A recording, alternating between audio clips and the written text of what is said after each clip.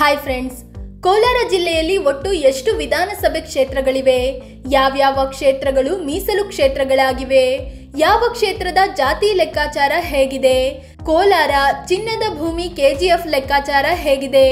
2018ರಲ್ಲಿ ಯಾವ ಕ್ಷೇತ್ರದಿಂದ ಯಾರು ವಿನ್ ಆಗಿದ್ರು? ಎಲ್ಲವನ್ನು ಈ ವಿಡಿಯೋದಲ್ಲಿ ಡೀಟೈಲ್ ಆಗಿ ಹೇಳ್ತೀವಿ.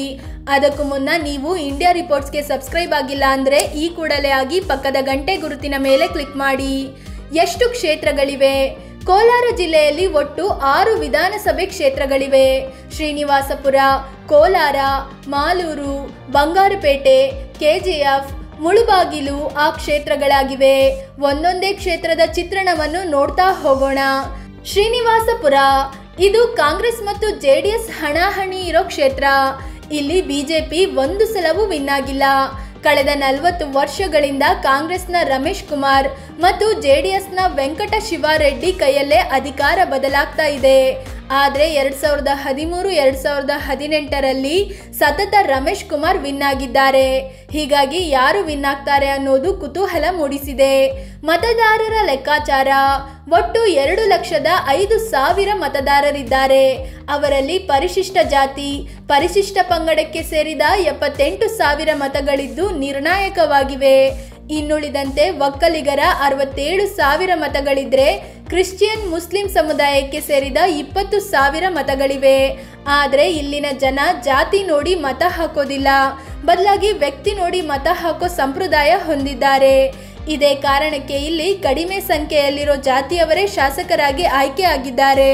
ರಮೇಶ್ ಕುಮಾರ್ ಬ್ರಾಹ್ಮಣ ಸಮುದಾಯಕ್ಕೆ ಸೇರಿದ್ರೆ ವೆಂಕಟ ಶಿವಾರೆಡ್ಡಿ ಒಕ್ಕಲಿಗ ಸಮುದಾಯಕ್ಕೆ ಸೇರಿದವರಾಗಿದ್ದಾರೆ. ಕೋಲಾರ: ಶ್ರೀನಿವಾಸಪುರ ರೀತಿಯೇ ಕೋಲಾರದಲ್ಲೂ ಕಾಂಗ್ರೆಸ್ ಮತ್ತು ಜೆಡಿಎಸ್ ನಡುವೆ ಪೈಪೋಟಿ ಇದೆ. ಇಲ್ಲಿ ಬಿಜೆಪಿ ಈವರೆಗೆ ಗೆದ್ದಿಲ್ಲ. ಕಳೆದ ಚುನಾವಣೆಯಲ್ಲಿ ಜೆಡಿಎಸ್ನ ಶ್ರೀನಿವಾಸ್ ಗೌಡ ಗೆದ್ದು ಶಾಸಕರಾಗಿದ್ದಾರೆ.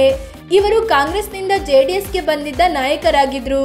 ಅದೇ ರೀತಿ 2018ರಲ್ಲಿ ಕಾಂಗ್ರೆಸ್ನಿಂದ ಸೈಯದ್ ಜಮೀರ್ ಪಾಷಾ ಕಣಕ್ಕಿಳಿದು ಸೋತಿದ್ರು. ಈ ಸಲ ಜೆಡಿಎಸ್ನಿಂದ ಸಿಎಂಆರ್ ಶ್ರೀನಾಥ್ಗೆ ಟಿಕೆಟ್ ನೀಡಲಾಗಿದೆ. ಬಿಜೆಪಿ ಕಾಂಗ್ರೆಸ್ ಇನ್ನೂ ಟಿಕೆಟ್ ಘೋಷಿಸಿಲ್ಲ. ಮತದಾರರ ಲೆಕ್ಕಾಚಾರ: ಕೋಲಾರದಲ್ಲಿ ಒಟ್ಟು 2,24,455 ಮತದಾರರಿದ್ದಾರೆ. ಇವರಲ್ಲಿ SC/ST ಸಮುದಾಯಕ್ಕೆ ಸೇರಿದ 60,000, 41,000 ಮುಸ್ಲಿಂ, 38,000 ಒಕ್ಕಲಿಗ, 25,000 ಕುರುಬ, 5,000 ಬ್ರಾಹ್ಮಣ, 53,000 ಇತರೆ ಸಮುದಾಯಕ್ಕೆ ಸೇರಿದವರಾಗಿದ್ದಾರೆ. ಇಲ್ಲಿಯೂ SC/ST ಮತಗಳು ನಿರ್ಣಾಯಕವಾಗಿವೆ. ಮಾಲೂರು: ಕಾಂಗ್ರೆಸ್ಸೇ ಹೆಚ್ಚು ಸಲ ವಿನ್ ಆಗಿರೋ ಕ್ಷೇತ್ರ ಮಾಲೂರು. 2004 ಮತ್ತು 2008ರಲ್ಲಿ ಬಿಜೆಪಿಯ SN ಕೃಷ್ಣಯ್ಯ ಶೆಟ್ಟಿ ವಿನ್ ಆಗಿದ್ರು. 2013ರಲ್ಲಿ ಜೆಡಿಎಸ್ನ ಮಂಜುನಾಥ್ ಗೌಡ ಗೆಲುವು ದಾಖಲಿಸಿದ್ರು. 2018ರಲ್ಲಿ ಕಾಂಗ್ರೆಸ್ನ ನಂಜೇಗೌಡ ವಿನ್ ಆಗಿದ್ದಾರೆ. ಕಳೆದ ಚುನಾವಣೆಯಲ್ಲಿ ಜೆಡಿಎಸ್ನ ಮಂಜುನಾಥ್ ಗೌಡ 2ನೇ ಪ್ಲೇಸ್ ಪಡ್ಕೊಂಡಿದ್ರು. ಆದ್ರೆ ಈ ಸಲ ಜೆಡಿಎಸ್ ಕಾಂಗ್ರೆಸ್ನಿಂದ ಬಂದಿರೋ ರಾಮೇಗೌಡರಿಗೆ ಟಿಕೆಟ್ ಕೊಟ್ಟಿದೆ. ಇನ್ನು ಬಿಜೆಪಿಯ ಕೃಷ್ಣಯ್ಯ ಶೆಟ್ಟಿ ಕಳೆದ ಚುನಾವಣೆಯಲ್ಲಿ 3ನೇ ಪ್ಲೇಸ್ ಪಡ್ಕೊಂಡಿದ್ರು. ಈ ಸಲ ಬಿಜೆಪಿ ಯಾರಿಗೆ ಟಿಕೆಟ್ ಕೊಡುತ್ತೆ ಅನ್ನೋದು ಬಹಿರಂಗವಾಗಿಲ್ಲ. ಮತದಾರರ ಲೆಕ್ಕಾಚಾರ: ಮಾಲೂರು ಕ್ಷೇತ್ರದಲ್ಲಿ SC/ST ಮತಗಳು ಅಧಿಕವಾಗಿದ್ದು 65,000ದಷ್ಟಿವೆ. ಒಕ್ಕಲಿಗರ ಮತ 60,000ದಷ್ಟಿದೆ. ಇತರೆ ಹಿಂದುಳಿದ ವರ್ಗಕ್ಕೆ ಸೇರಿದ 50,000 ಮತಗಳಿದ್ರೆ ಮುಸ್ಲಿಮರು 15,000ಕ್ಕೂ ಹೆಚ್ಚು ಮತಗಳನ್ನು ಹೊಂದಿದ್ದಾರೆ. ಬಂಗಾರಪೇಟೆ: ಪಾನಿಪುರಿಗೆ ಫೇಮಸ್ ಆಗಿರೋ ಬಂಗಾರಪೇಟೆ SC ಮೀಸಲು ಕ್ಷೇತ್ರವಾಗಿದೆ. ಇಲ್ಲಿ ಕಳೆದ 2 ಬಾರಿ ಕಾಂಗ್ರೆಸ್ನ SN ನಾರಾಯಣಸ್ವಾಮಿ ವಿನ್ ಆಗಿದ್ದಾರೆ. ಈ ಸಲವೂ ಅವರೇ ಕಣದಲ್ಲಿದ್ದಾರೆ. ಇನ್ನುಳಿದಂತೆ 2018ರಲ್ಲಿ ಜೆಡಿಎಸ್ನ ಮಲ್ಲೇಶ್ ಬಾಬುಗೆ 2ನೇ ಪ್ಲೇಸ್ ಮತ್ತು ಬಿಜೆಪಿಯ ವೆಂಕಟ ಮುನಿಯಪ್ಪಗೆ 3ನೇ ಸ್ಥಾನ ಸಿಕ್ಕಿತ್ತು. ಜೆಡಿಎಸ್ ಈ ಸಲವೂ ಮಲ್ಲೇಶ್ ಬಾಬುಗೆ ಟಿಕೆಟ್ ಕೊಟ್ಟಿದೆ. ಬಿಜೆಪಿ ಇನ್ನೂ ಟಿಕೆಟ್ ಘೋಷಿಸಿಲ್ಲ. ಇಲ್ಲಿ 2011ರ ಬೈ ಎಲೆಕ್ಷನ್ 1ರಲ್ಲಿ ಮಾತ್ರ ಬಿಜೆಪಿ ಗೆದ್ದಿತ್ತು ಅಷ್ಟೇ.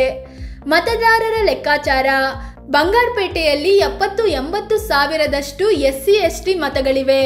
ಇವರಲ್ಲಿ ಬೋವಿ ಸಮುದಾಯಕ್ಕೆ ಸೇರಿದವರೇ 10,000ದಷ್ಟು ಮತದಾರರಿದ್ದಾರೆ. 2ನೇ ಸ್ಥಾನದಲ್ಲಿ ಒಕ್ಕಲಿಗರಿದ್ದು ಸುಮಾರು 40,000ದಷ್ಟು ಮತಗಳಿವೆ. ಕುರುಬರು, ಪಳ್ಳಿಗ ಎಂದು ಕರೆಯುವ ತಿಗಳ ಸಮುದಾಯ ಮತ್ತು ಮುಸ್ಲಿಮರು ತಲಾ 18ರಿಂದ 20,000 ಮತಗಳನ್ನು ಹೊಂದಿದ್ದಾರೆ. ಕೆಜಿಎಫ್ ಕೋಲಾರ ಗೋಲ್ಡ್ಫೀಲ್ಡ್ ಇದು ಕೂಡ ಎಸ್ಸಿ ಮೀಸಲು ಕ್ಷೇತ್ರವಾಗಿದೆ.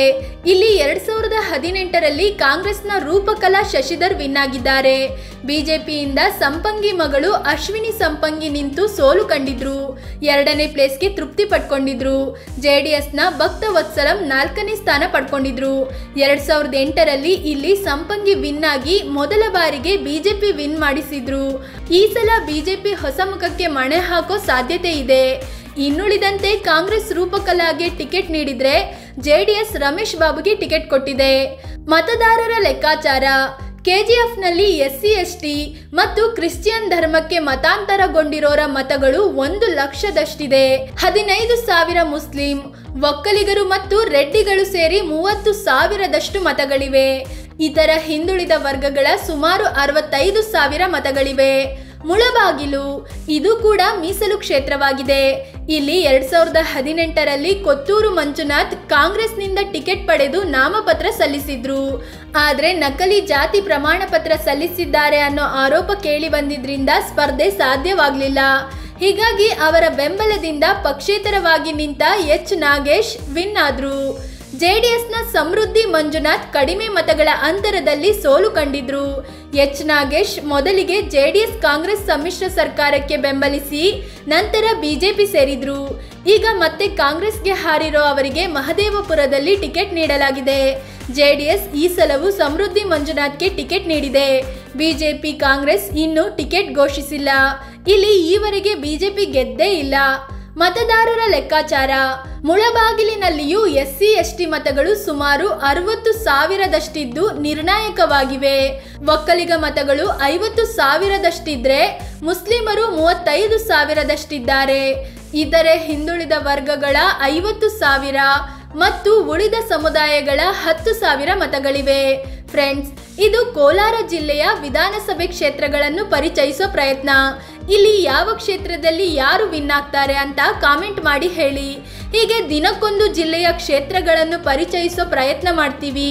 ನಮ್ಮ ಪ್ರಯತ್ನ ನಿಮಗೆ ಇಷ್ಟವಾಗಿದ್ರೆ ಇಂಡಿಯಾ ರಿಪೋರ್ಟ್ಸ್ಗೆ ಸಬ್ಸ್ಕ್ರೈಬ್ ಆಗಿ, ಜೊತೆಗೆ ಪಕ್ಕದಲ್ಲೇ ಇರೋ ಗಂಟೆ ಗುರುತಿನ ಮೇಲೆ ಕ್ಲಿಕ್ ಮಾಡಿ.